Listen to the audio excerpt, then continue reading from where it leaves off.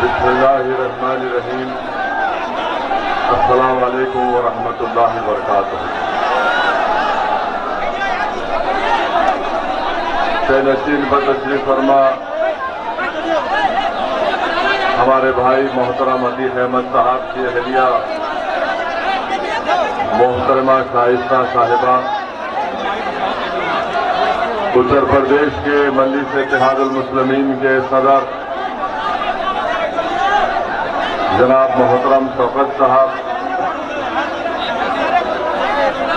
कानपुर के जिला सदर मोइनुद्दीन साहब, शहर सदर यूसुफ मंसूरी साहब, सेंट्रल यूपी के इंचार्ज रफीउल्लाह मंसूरी साहब, यूथ सदर उमर मारूफ साहब, कानपुर शहर की खवातीन की सदर मोहतरमा रियाज सिद्दीकी साहिबा, एडवोकेट नासिर साहब साबिका सदर और मजलिस इत्तेहादुल मुस्लिमीन के कॉरपोरेटर शरद सवंकर साहब, उत्तरुला के मजलिस इत्तेहादुल मुस्लिमीन के उम्मीदवार डॉक्टर मन्नान साहब, मजलिस इत्तेहादुल मुस्लिमीन के चीफ स्पोक्स पर्सन व तर्जुमान मोहतरम जनाब आसिम वखार साहब, मेरी इज़्ज़तदार माँ और बहनों, मुअज़्ज़िज़ हाज़रीन इकराम, बुजुर्गान मिल्लत और मेरे नौजवान साथियों, बैठ जाइए, आप लोग पूरे बैठ जाइए, आराम से बैठ जाइए, पूरे बैठ जाइए। मेरे अजीज दोस्तों और बुजुर्गों, मैं अपनी आज की तकरीर को जो अल्लाह सुब्हानहू व तआला ने मुझे बोलने की सलाहियत दी है, मैं अपनी आज की इस तकरीर को यहाँ कोई नहीं बोलेगा, अच्छा ये आप लोग कोई नहीं बोलेगा और यहाँ पर किसी चीज को बैठने के मत बोलिए, क्या है वो बैठिए, बस एक दूसरे को मत बोलिए, रुक जाइए, रुक जाइए, हम देख रहे हैं ना, बस ठीक है, आप छोड़ दीजिए, छोड़ दीजिए, कोई किसी को ना बोले। मैं आपको ये बताना चाहता हूं कि आज की मेरी ये तकरीर को मैं अपने अल्फाज जो आज अल्लाह मुझे बोलने की सलाहियत देगा, मैं अपनी पूरी मुकम्मल आज की तकरीर को कानपुर के वो मजलूम मोहम्मद रईस और मोहम्मद सैफ और आफ्ताब आलम के नाम पर करता हूं, जिनको दिसंबर 2020 में पुलिस की गोलियों से उनको शहीद कर दिया गया था। मैं अल्लाह से दुआ भी करता हूं कि अल्लाह सुब्हानहू व तआला मोहम्मद रईस, आफ्ताब आलम और मोहम्मद सैफ को अल्लाह उनकी खबरों को नूर से भर दे, अल्लाह इन तीनों की मग़फ़िरत फरमाए और अल्लाह सुब्हानहू व तआला अपने फजल और करम से इनके अफराद खानदान को सब्र जमील अता करे और अल्लाह सुब्हानहू व तआला जो रब्बे करीम है, रब्बे कायनात है, अल्लाह सुब्हानहू व तआला जिन जालिमों ने इन बच्चों को शहीद किया, इनकी जानें ली, अल्लाह सुब्हानहू व तआला उन लोगों को, उन जालिमों को तबाह व ताराश कर दे। मेरे अजीज दोस्तों और बुजुर्गों, मैं आपका बेहद शुक्रिया अदा करता हूं कि आप लोग अपना कीमती वक्त निकालकर एक चिलचिलाती धूप में आप यहां पर आए, आपका बेहद शुक्रिया। आज का ये जलसा इस इसलिए मुनअक्किद किया गया है कि चंद महीने के बाद जब फरवरी 2022 में अगर चुनाव वक्त के मुताबिक होंगे विधानसभा के, तो आपसे ये गुजारिश करने के लिए असदुद्दीन ओवैसी आया है, आपसे ये इल्तिजा करने के लिए आया है कि आने वाले विधानसभा के चुनाव में आप तमाम को मिलकर मजलिस के उम्मीदवारों के हक में अपने वोट का इस्तेमाल करना है। मैं आपसे गुजारिश करने आया हूं कि आज आप हजारों की तादाद में यहां पर जमा हुए हैं, मगर मैं ये आपसे गुजारिश कर रहा हूं कि जब पोलिंग का दिन होगा तो ना सिर्फ हजारों बल्कि लाखों की तादाद में आप मजलिस के उम्मीदवारों के हक में अपने वोट का इस्तेमाल करेंगे। यकीनन यहां पर आपकी मौजूदगी इस बात का पैगाम देती है कि उत्तर प्रदेश की सियासत में इंशाअल्लाह ताला आपकी बार मुसलमान एक नई तारीख रकम करेगा। आपका यहां पर इतनी बड़ी तादाद में जमा होना इस बात का पैगाम देता है उन तमाम सियासी पार्टियों के जिम्मेदारों को जिन्होंने बरसों से हमारा वोट तो लिया मगर सही मानों में अक़लियतों से और खास तौर से मुस्लिम अक़लियत से इंसाफ नहीं किया। मेरे अजीज दोस्तों और बुजुर्गों, याद रखिए मेरी इस बात को मैं बार बार आपसे कह रहा हूं कि भारत की सियासत की तल्ख़ हकीकत यह है कि जिसके पास ताकत है उसी की आवाज को सुना जाता है, जिसके पास उसके वोट से मुंतखब शुदा जीत कर आने वाले उसके नुमाइंदे हैं उनकी बात को सुना जाता है, जिसके पास विधायक हैं उनके मसाइल को हल किया जाता है, जिसके पास ना आवाज है ना ताकत है ना विधायक है तो उनको यतीम और कमजोर समझकर उनको कोने में छोड़ दिया जाता है। ये बात बिल्कुल सच है। मैं आपसे जो कह रहा हूं कड़वी जरूर है मगर याद रखिए ये सच्चाई है। आज भारत में मुसलमानों का मुकाम अगर एक है, क्या है हमारा मुकाम? हमारा मुकाम एक बैंड बाजे की पार्टी की तरह होकर रह गया कि जब इलेक्शन आता है तो हमसे कहते हैं कि बैंड बजाओ, सेकुलरिज्म को बचाओ। जब इलेक्शन आता है तो मुसलमानों से कहा जाता है कि पुंगी बजाओ और सेकुलरिज्म को बचाओ। मुसलमानों से कहा जाता है कि हारमोनियम पर साज निकालो ताकि मुल्क का सेकुलरिज्म बच जाए। और आपने देखा होगा कि शादी की बारात जब निकलती है दूल्हे के घर से तो दूल्हा घोड़े पर होता है और शाम में होते बैंड बाजे वाले, और जब दूल्हा उस मुकाम पर पहुंच जाता है जहां पर उसकी शादी होना है तो बैंड बाजे वालों से कहा जाता है कि तुम इस मुकाम में अंदर दाखिल नहीं हो सकते क्योंकि तुम्हारा काम था दूल्हे की बारात को बैंड बाजा बजा कर लाना, अब तुम्हारा काम खत्म हुआ, तुम बाहर रहोगे, किसी कोने में जाकर बैठ जाओ। यही हाल मुसलमानों का करके रख दिए हैं लोग। जब इलेक्शन आता है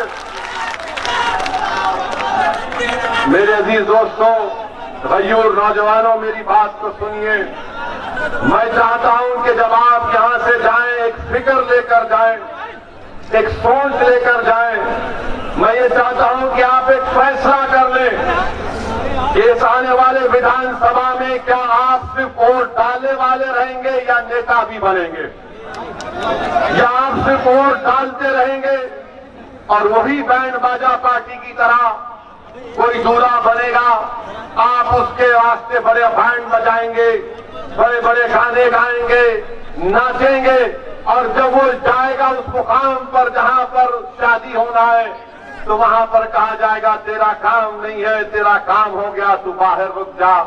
असदुद्दीन ओवैसी आपको पैगाम देने आया है कि हम अब बैंड बाजा नहीं बजाएंगे, अब हम जमहूरी तरीके से इन लोगों को बजाकर अपने उम्मीदवार को कामयाब करेंगे। हम जब बजाएंगे बजाएंगे तो योगी आदित्यनाथ उल्टा ना समझे यह बजाने की बात कर रहा है। हम जमहूरियत में बजाने की बात कर रहे हैं और कैसा बजाएंगे? हम अपना एक एक ओट पतंग के निशान पर दबाएंगे और दबा कर कहेंगे कि बेटा अपना जो तुम आप बाजा बजाओ और पूंगी बजाओ। आप अंदाजा लगाइए। आप सुनिए, मैं आपसे दाद हासिल करने नहीं आया हूं, ये कोई मुशायरा नहीं है कि शायर बोल रहा है वाह वाह मुकर्रर मुकर्रर कह रहे हैं। ये एक सियासी जलसा है। आप अपना कीमती वक्त निकालकर इतनी धूप में यहां पर हजारों की तादाद में आए हैं, तो थोड़ी देर के लिए मेरी बात को सुन लीजिए। मैं जो कहना चाह रहा हूं मेरे दिल के जज्बात हैं। जो मैं कहना चाहता हूं मेरे दिल में दिमाग में बेचैन मुझे कर देती है जब इन तमाम चीजों को देखता हूं। तो जब आवाम के दरमियान में आता हूं तो अपनी तकलीफ को आपके सामने बयान कर रहा हूं। मेरे अजीज दोस्तों और बुजुर्गों, विधानसभा के चुनाव आ रहे हैं और आपको ये बताना चाह रहा हूं, आप जानते उत्तर प्रदेश की राजनीति में, उत्तर प्रदेश की सियासत में जिस किसी समाज का नेता है उस समाज की इज्जत की जाती है।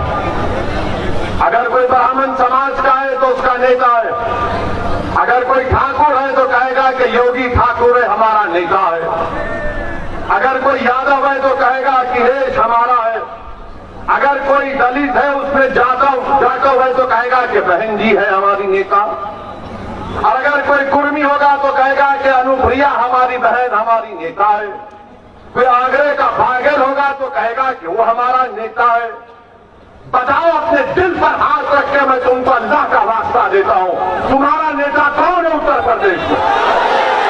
नहीं, आपका नेता उत्तर प्रदेश में कौन है बताओ? कोई तुम्हारा नेता है मुसलमानों का? नहीं, दिल पे हाथ रखकर पूछो, अपने आप से सवाल करो। जब सब समाज ने अपना अपना नेता बना लिया, अपने अपना पावर बना लिया, 19% मुसलमान उत्तर प्रदेश में एक किसी को नेता बनाया आपने। ये मुझसे मत कहो, ये अपने आप से कहकर दिलासा मत दो कि नहीं ये पार्टियां किसी को नेता बनाने नहीं देती हैं। मेरे अजीज दोस्तों और बुजुर्गों, ये जो जमहूरियत है, भारत का संविधान आपको इस बात की इजाजत देता है कि आप नेता बने, और अगर ये नाम निहाद सेकुलर पार्टियां अगर आपको नेता नहीं बनाना चाहती है तो क्या आप खामोश बैठ जाएंगे? क्या आप आगे बढ़कर अपना हक हासिल नहीं कर सकते?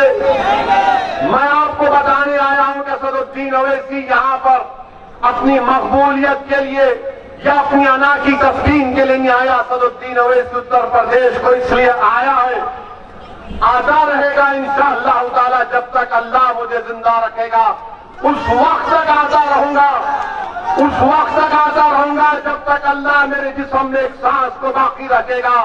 मैं अपने मरने से पहले, अल्लाह मुझे बुलाने से पहले मेरी एक ही ख्वाहिश है कि उत्तर प्रदेश में असदुद्दीन ओवैसी से बेहतर एक नहीं बल्कि 100 नेता बने जो आपकी आवाज सुन सके। ये काम आपको करना है।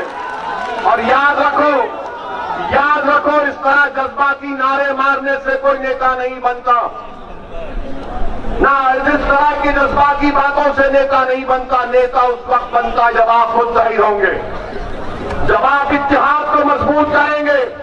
देखो, यादव 11% है मगर मुत्तहिद है, ठाकुर है, ब्राह्मण है, बनिया है, जाटव है, मुत्तहिद है। अगर कोई इंतशार का शिकार है, कोई मुत्तहिद नहीं है तो मुसलमान है। आप मुत्तहिद नहीं है। मुझे शिकायत गैरों से नहीं, मुझे शिकायत आपसे है। मुझे मेरा हक बनता है कि मैं आपसे शिकायत करूं। मैं इस सरजमीन का नहीं हूं, मगर मेरा और तुम्हारा जो रिश्ता है ना, वो खून का नहीं है, ना बरादरी का। मेरा और तुम्हारा रिश्ता वो है जिसको पाक रब्बुल आलमीन ने कलमे तौहीद के नाम पर मुझोड़ दिया। उस रिश्ते की बुनियाद पर तुमसे कह रहा हूं कि आपको तब्दीली लाना पड़ेगा अपने आप में। और अल्लाह ने फरमा दिया कुरान में कि अल्लाह उन लोगों को कभी नहीं बदलता जो अपने आप को बदलना नहीं चाहते। आप अगर बदलेंगे, अपनी पार्टी को मुत्तहिद होकर मजबूत करेंगे तो इंशाअल्लाह ताला उत्तर प्रदेश में हम एक तारीख रकम करेंगे। मुझे मालूम कि मेरी आज के इस तकरीर के बाद ये जो सेकुलर लिबरल जो कहते हैं, ना सेकुलर है ना लिबरल है, ये तमाम के तमाम गुलाम है जो अपना ईमान बेचकर जमीन फरोशी करते रहते दिन रात। ये लोग अब कहेंगे देखो ओवैसी कानपुर को आया और कानपुर को आकर वो आपके वोट को तोड़ना चाहेगा। उत्तर प्रदेश में अब चल रहा है कि पूरे मुसलमान एक होकर वोट दो। मैं भी कह रहा हूं कि एक होकर वोट दो, मगर किसको वोट दो? एक होकर किसको वोट देंगे बताओ? क्या तुम समाजवादी पार्टी को एक होकर वोट दोगे? क्या तुम एक होकर बीएसपी को वोट दोगे? क्या तुम एक होकर कांग्रेस को वोट दोगे? क्या तुम एक होकर बीजेपी को वोट दोगे? तो फिर किसको वोट दोगे? नहीं, आप मुझे नहीं अपने आप को वोट देंगे इस बार इंशाअल्लाह ताला। इस बार आप अपने आप को वोट देंगे अपने मुस्तकबिल के लिए, अपने बच्चों के रोशन मुस्तकबिल के लिए। अब ये बात आप समझिए कि अब शाम से शुरू हो जाएगा टीवी पर, शाम के 6 बजे 9 बजे 10 बजे हमारा निकाह करने तैयार हो जाते हैं। ओवैसी का उत्तर प्रदेश के चुनाव में एक और भड़काऊ भाषण। अच्छा, बुलाते किसको है? कांग्रेस को बुलाते, समाजवादी को, बीएसपी को, बीजेपी को बुलाकर मजलिस कदमी को बिठाकर पूछते ये मुस्लिम वोट की क्या बात कर रहे हैं? तो पूरे बीजेपी, एसपी, कांग्रेस सब मिलके बोलते ना ना ना, ये तरह की फिरका परस्ती की बात, कम्युनिज्म की बात नहीं करनी चाहिए थी ओवैसी को। मैं ये कह रहा हूं कि तुम क्यों नहीं खुल के कहते? तुम क्यों नहीं कहते, चाहे बीजेपी हो, बीएसपी हो, कांग्रेस हो, एसपी हो, कि हिंदू भी मिलकर वोट दो? बोलो ना, क्यों नहीं बोलते? नहीं बोलेंगे वहां पर, इसलिए नहीं बोलेंगे कि डरते हैं बोलने के लिए। असदुद्दीन ओवैसी सिर्फ अल्लाह से डरता सच बयान कर रहा है आपके सामने। सुनिए, कानपुर के पार्लियामेंट इलेक्शन में कौन जीता? यहां से कौन जीता? सांसद कौन सी पार्टी का है? डरिए मत, जोर से बोलिए। क्या आपने उसको वोट दिया? क्या आप किसी को जानते कानपुर में मुसलमान ने वोट दिया? क्या आप किसी उत्तर प्रदेश में किसी मुसलमान को जानते जिसने मोदी और योगी को वोट दिया? फिर कैसे जीता? कैसे जीता? फिर कैसे जीता बताइए ना, कैसे जीता? किसको जिताया? अब हम ये सवाल करते हैं तो इनके पास जवाब नहीं रहता। यानी मुस्लिम वोट की बात आएगी, तुम हमको छोड़कर नहीं जाना, तुम हमारे घर के नौकर हो, गुलाम हो, कैदी हो, तुम अपने मुस्तकबिल के बारे में नहीं सोचता, हम तुम्हारे आका हैं, हम सोचेंगे। मगर जहां पर हमारे हिंदू भाइयों के वोट का मामला आएगा, हमारे ब्राह्मण भाइयों के वोट का मामला आएगा, यादव भाइयों के वोट का मामला आएगा, ठाकुरों के वोट का मामला आएगा, जाट के वोट का मामला आएगा और अदर बैकवर्ड क्लास के वोट का मामला आएगा, सब खामोश बैठे रहेंगे। वो नहीं कहते ये बात। आप मेरी बात को याद रखना, जैसे जैसे चुनाव करीब आएगा लोग आएंगे जिसको मैं दल्ले कहता हूं, वो दल्ले आएंगे तुम्हारे दरमियान में जिन्होंने अपना जमीर बेच चुके हैं। और मैं इन दल्लों से कहा आओ मेरे से मुकाबला करो, बहस करो, तुम 10 मिनट नहीं कर सकते मेरे सामने। अब बोलेंगे नहीं नहीं, मिलकर वोट डालो, मिलकर वोट डालो। देखो, याद रखो, हम जब बचपने में थे तो हमने कहानी पढ़ी थी कि कहानी में था कि बच्चों को कहा जाता कि सो जाओ, शेर आएगा, पूरा डाकू आएगा, ये आएगा, वो आएगा। मेरे भाई, आपके इस बोलने से क्या हासिल हुआ बताइए? क्या आपने बीजेपी को रोक पाया? आपने वोट नहीं दिया, मुसलमान ने तो बीजेपी को वोट नहीं दिया। 2019-2014 में पूरे मुल्क में, पूरे भारत में खाली 6% मुसलमानों ने बीजेपी को वोट दिया। अब आप बताइए फिर कैसे जीता मोदी? इसका जवाब आपके दिल में है, आपको मालूम है, आपको फैसला करना है। मेरे अजीज दोस्तों और बुजुर्गों, क्या आपको मालूम कि उत्तर प्रदेश में लोकसभा के चुनाव में सपा और बीएसपी मिले तो 75% मुस्लिम वोट इनको मिला। 75% आपने झोली भर भर के दिया इनको। आपके दिमाग में बात पैदा हो के डाल लाए मुझे मोदी को हराना है। अच्छा किया आपने, मगर हुआ क्या? अखिलेश यादव के घर के 3 लोग हार गए, हारे ना। कांग्रेस पार्टी के राहुल गांधी अमेठी से हार गए, हारे ना। और वो हमको बोल रहे कि हम यहां पर क्या कहा, विजिटर हैं, मेहमान हैं। प्यारे, तुम्हारी मेजबानी मैं करने आया हूं। 15 लोकसभा सीट पर सपा और बीएसपी कामयाब हुए। एक सीट पर मोहतरमा सोनिया गांधी साहिबा कामयाब हुई। अब आप सोचिए, 75% आपने वोट दिया तो पूरे उत्तर प्रदेश में ये बीएसपी, सपा, कांग्रेस के 16 लोग जीते, बाकी पर बीजेपी जीत गई। मैं जिम्मेदार हूं इसका। क्या मेरा कैंडिडेट था? क्या मजलिस इत्तेहादुल मुस्लिमीन का कोई उम्मीदवार था? कैसे जीते? तो मालूम हुआ कि हमारे हिंदू भाइयों ने 71% हमारे हिंदू भाइयों ने 2019 के पार्लियामेंट के चुनाव में नरेंद्र मोदी को अपना वोट दिया। इसका जवाब दो। जो असदुद्दीन ओवैसी पर इल्जाम लगाते हैं, तुम्हारा इल्जाम झूठ है। कैसे हार गया तुम्हारा राहुल गांधी?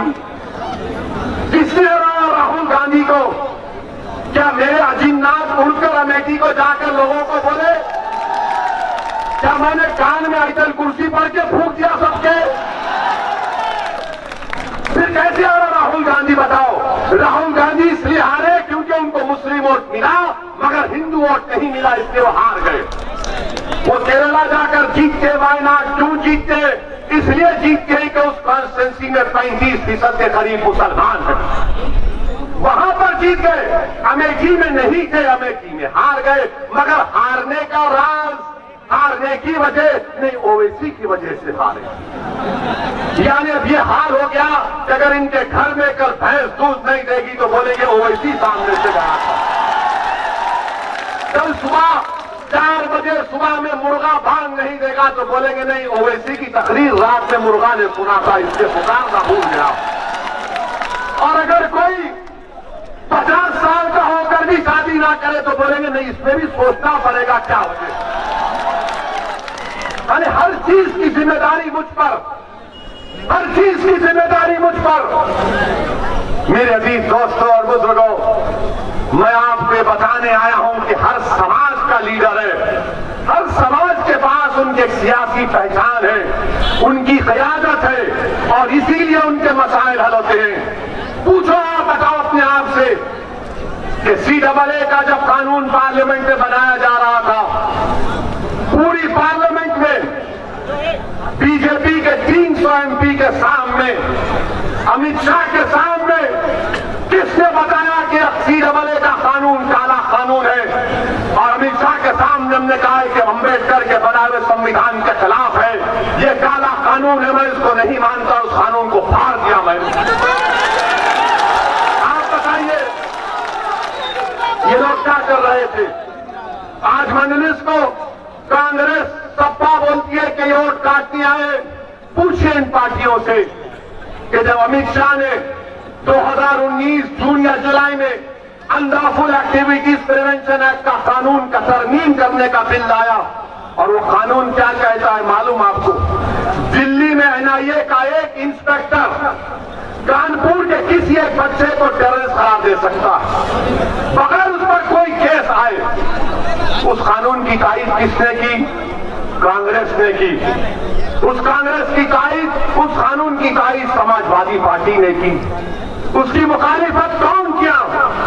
कौन तरमीमात पेश किया? किसने उस कानून के खिलाफ वोट किया? वह मजलिस इत्तेहाद और मुस्लिमीन असदुद्दीन ओवैसी और इम्तियाज जलील। क्यों क्या आपने तारीफ की?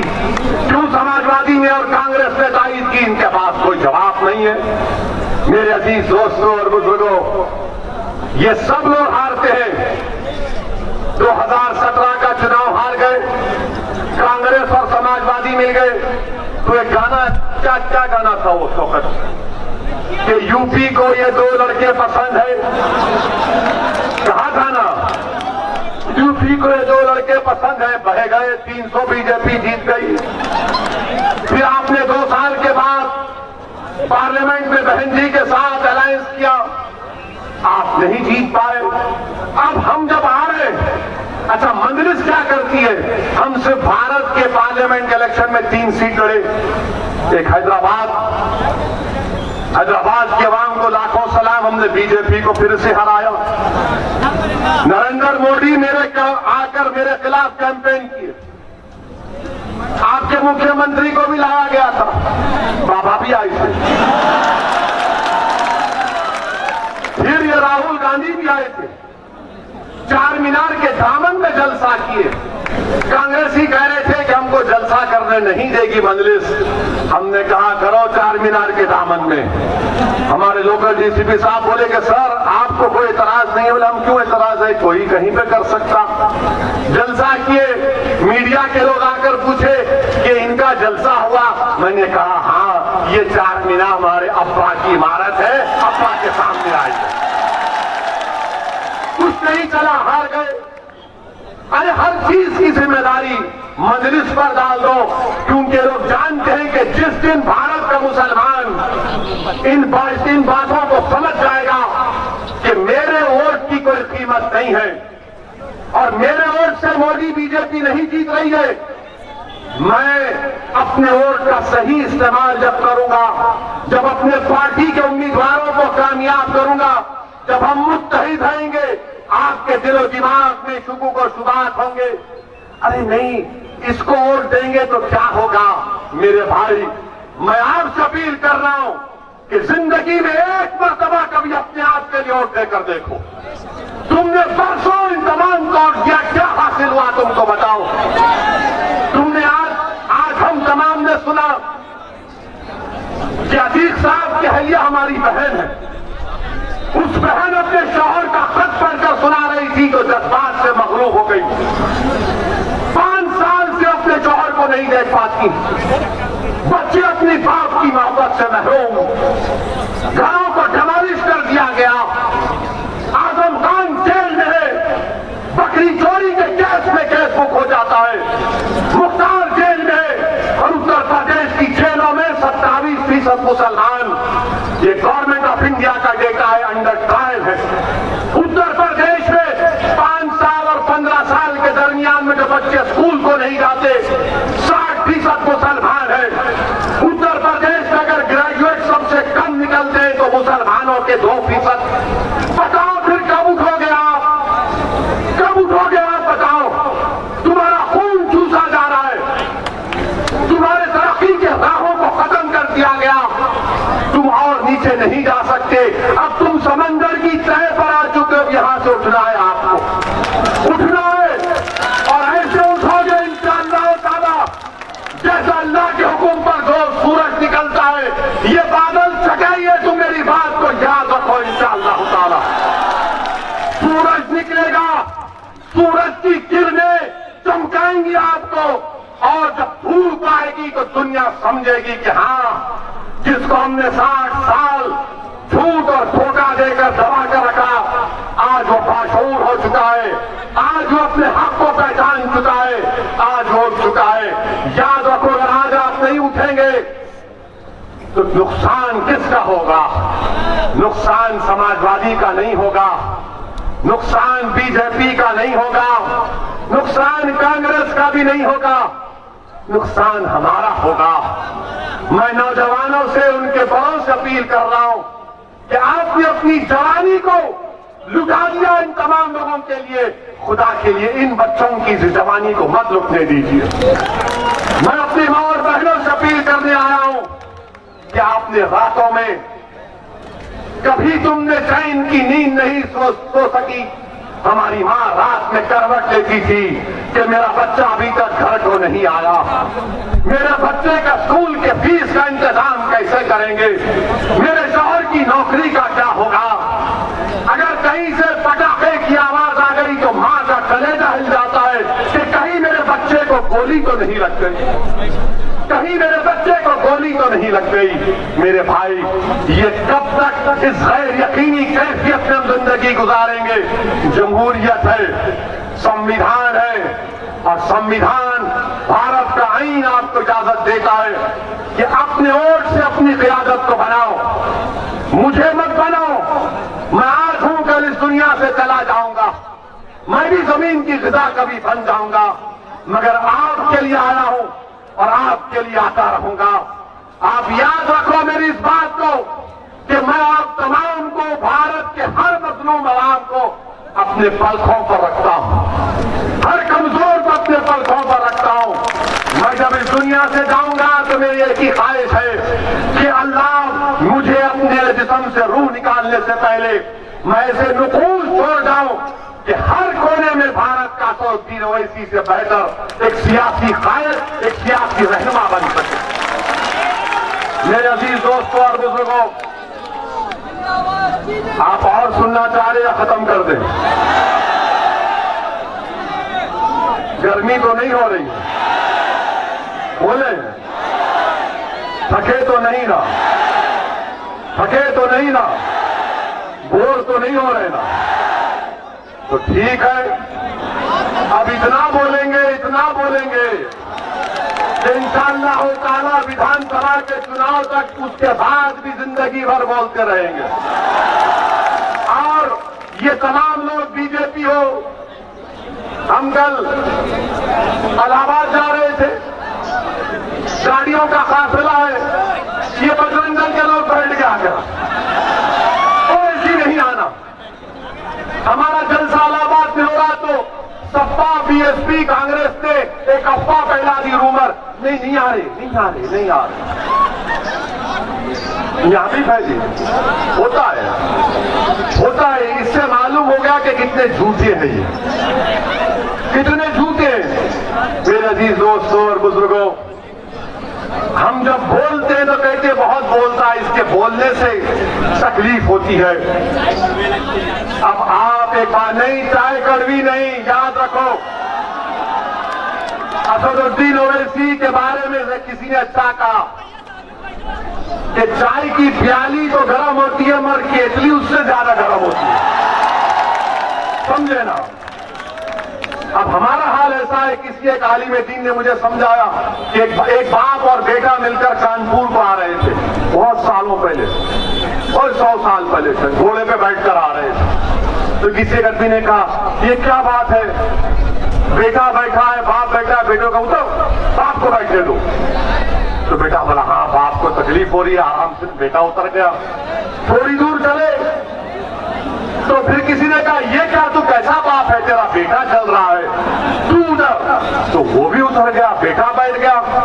बाद में किसी ने कहा, तुम कैसे इंसान हो, जानवर पर जुल्म कर रहे, दोनों उतर गए। तो यही हाल करके रखिए, हर बार कुछ ना कुछ बात करते हैं। अच्छा, हम हमारे बोलने पे इनको इतराज, आप ईमानदारी से हम कह रहे हैं, हर बात सच्चाई से कह रहे हैं इंशाअल्लाह। मौलाना कलीम सिद्दीकी को जानते आप लोग? जानते हो, सुना होगा ना उनके बारे में, सुना नहीं सुना? उनको उत्तर प्रदेश के एटीएस ने गिरफ्तार किया ना? किसने बोला उनके बारे में? किसी ने बोला? किसी कांग्रेस के राहुल गांधी ने बोला, सपा के अखिलेश यादव ने बोला, बीएसपी के बहन जी ने बोला, कांग्रेस के राहुल ने बोला? क्यों नहीं बोले? क्यों नहीं बोले? क्यों नहीं बोले? सोचो, क्यों नहीं बोले? नहीं, इसलिए नहीं बोले, अगर बोलेंगे तो दूसरों का वोट नहीं मिलेगा। अगर बोलेंगे तो दूसरों का वोट नहीं मिलेगा। हमको गुजरात से कोई लोग फोन किए, वो फोन करके बोले कि क्या अभी तक आपने कुछ नहीं कहा, क्यों खामोश हो गए वैसी? मैंने कहा आपका किस सियासी पार्टी से ताल्लुक है? बोले उससे आपको क्या करना है? मैंने कहा मैं जानना चाहता हूं कि आपके सियासी बाप कौन है? तो बोले राहुल। मेरा चलिए आपके बाप का पता तो चल गया। मेरा क्यों नहीं बोले? तो बोले ओवैसी साहब हम दिल से आपको चाहते, मगर कांग्रेस में हम क्या करें? मैंने कहा तुम्हारी बात सुनकर करबला के मैदान में इमाम हुसैन ने जब यजीद के जालिमों को, वो यजीद पलीद की फौजियों को नमाज पढ़ाया, तो इमाम हुसैन ने कहा था कि क्या तुम नहीं जानते कि मैं रसूलुल्लाह सल्लल्लाहु अलैहि वसल्लम का नवासा हूं? क्या तुम नहीं जानते कि मैंने मेरी जबान रसूलुल्लाह सल्लल्लाहु अलैहि वसल्लम ने अपनी जबान उस पर रखी? क्या तुम नहीं जानते कि रसूलुल्लाह सल्लल्लाहु अलैहि वसल्लम ने मुझे अपने कंधों पर बिठाया? तो यजीद के फौज के सिपाहियों ने, जालिमों ने कहा कि इमाम हुसैन हमारा दिल आपके साथ है मगर तलवार यजीद के साथ है। दिल आपके साथ है मगर तलवार यजीद के साथ। मेरे अजीज दोस्तों और बुजुर्गों, अब दिल भी हमारा साथ होगा, दिमाग भी एक जगह पर होगा, और दिमाग में कोई खौफ को आने मत दीजिए सिवाय अल्लाह के। दिल में सिवाय रसूल की मोहब्बत में किसी की बशर की मोहब्बत को आने मत दीजिए, और बेखौफ होकर मंजलिस को उठिए। जब हमने ये कह दिया, फिर हमको उत्तर प्रदेश से भी एक फोन आया, समाजवादी पार्टी के एक नेता का फोन आया, नाम नहीं बताएंगे, नाम नहीं बताएंगे। हमने पूछा क्यों नहीं बोलते? अरे कैसा बोलेंगे सर, अगर भैया जी बोलेंगे तो वोट नहीं मिलेगा। तो खैर हमने मौलाना कलीम सिद्दीकी के बारे में कहा, और आज भी कह रहे हैं कि उनके वकील से हमारी बात हुई, और उनके वकील ने साफ कह दिया कि केस में कोई दम नहीं है। योगी सरकार सिर्फ मौलाना कलीम को सताना चाहती है, ये केस नहीं टिकेगा मगर ये तकलीफ देना चाहते हैं। आप बताइए, बोलते नहीं है, बोलने की हिम्मत नहीं है, मगर वोट लेने जरूर आएंगे। वोट लेने आएंगे, मिलकर वोट डालो, मिलकर वोट डालो, ओवैसी की बात से मत आओ। अरे मौलाना कलीम के बारे में बोलो। अच्छा, मैं इन कांग्रेसियों से पूछना चाहता हूं, बाबरी मस्जिद का फैसला आया, बाबरी मस्जिद का क्रिमिनल केस का भी फैसला आया, जिसमें कोर्ट ने कहा कि कोई भी मुजरिम नहीं है। मैंने उस फैसले के ताल्लुक से कहा कैसे मुमकिन है, ये गलत फैसला है। हमने मोदी से मुतालबा किया कि उस फैसले के खिलाफ अपील करो हाई कोर्ट में। क्या तुमने कांग्रेस, सपा, बीएसपी से सुना कि उस फैसले के खिलाफ अपील करना? क्यों नहीं बोलते आप? मेरे अजीज दोस्तों और बुजुर्गों, ये इनकी हिमाकत नहीं है, मुनाफिकत है कि मजलिस के बढ़ते हुए खत्मों को देखकर खौफ खाते हैं। मेरे अजीज दोस्तों और बुजुर्गों, CAA का एहतजाज हुआ तो रईस को जो बर्तन धोता था उसको गोली मार दी गई। बाबापुरे के रहने वाले लोग आवाम पर माशाल्लाह से पुलिस घुसकर गाड़ियों के आईने तोड़ी था। क्योंकि ने कहा ठोक दो तो आईने तोड़ रहे हैं, घर के सामने बंडे उठाकर फेंक रहे। वीडियो देखा मैं, वीडियो देखा, वीडियो डालने वाले पर केस बुक करो। आफ्ताब आलम जो स्कूल में काम करता था, भीड़ आई, भीड़ से बचने के लिए किसी घर में छुप गया, बाहर निकला तो आफ्ताब आलम के सीने में गोली लग गई, मोहम्मद सैफ मर गया। बताइए मेरे अजीज दोस्तों और बुजुर्गों, उन माओं पर, उन घर वालों पर क्या गुजरती होगी। मेरे अजीज दोस्तों और बुजुर्गों, मुत्तहिद रहिए, अपने वोट का इस्तेमाल करिए, अपने वोटों का सौदा होने मत दीजिए, अपने वोटों का सौदा होने मत दीजिए। और मैं हमारे अतीक अहमद साहब की अहलिया से, भाभी की मौजूदगी में कहना चाह रहा हूं, मैं इनको टिकट नहीं दूंगा, ये टिकट देंगे इंशाअल्लाह ताला। ये टिकट देंगे, आप टिकट देंगे, उत्तर प्रदेश का मुसलमान टिकट देगा। और मुझे इसकी कोई परवाह नहीं है कि जो टीवी वाला बोलता है बोले, जो लिखता है लिख ले। अरे तुम क्या करोगे, क्या लिखोगे, क्या बोलोगे, मेरी इज्जत की जिम्मेदारी अल्लाह दिया है,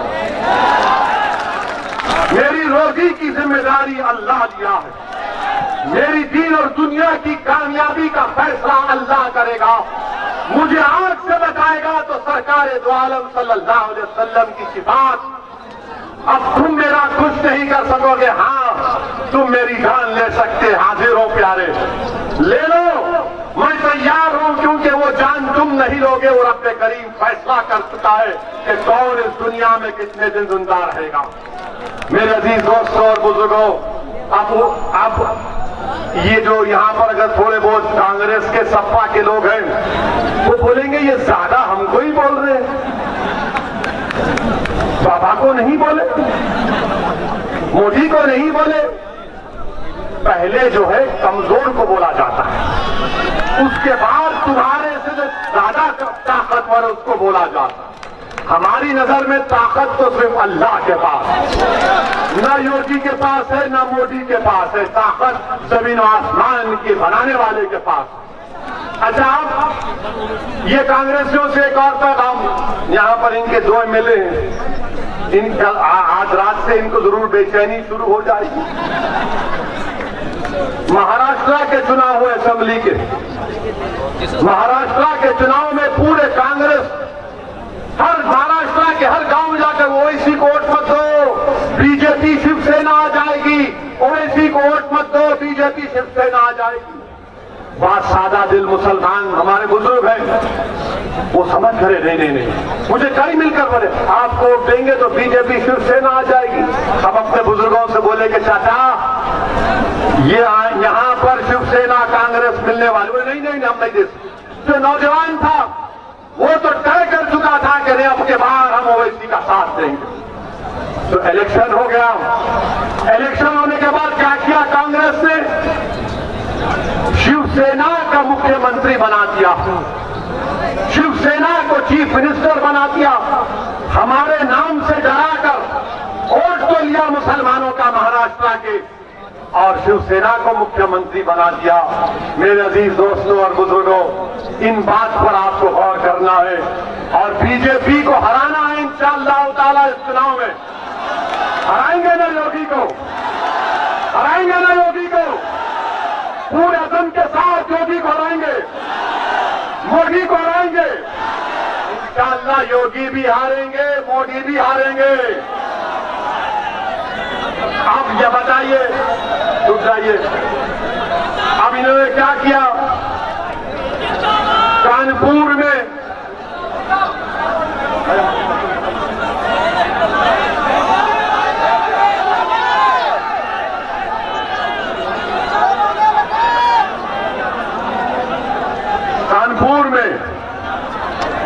कोविड की सेकेंड वेव आई नहीं आई, आपको ऑक्सीजन मिली, जोर से बोलिए, कानपुर की जनता को ऑक्सीजन मिली, तो क्या आप बीजेपी को ऑक्सीजन देंगे आने वाले चुनाव में?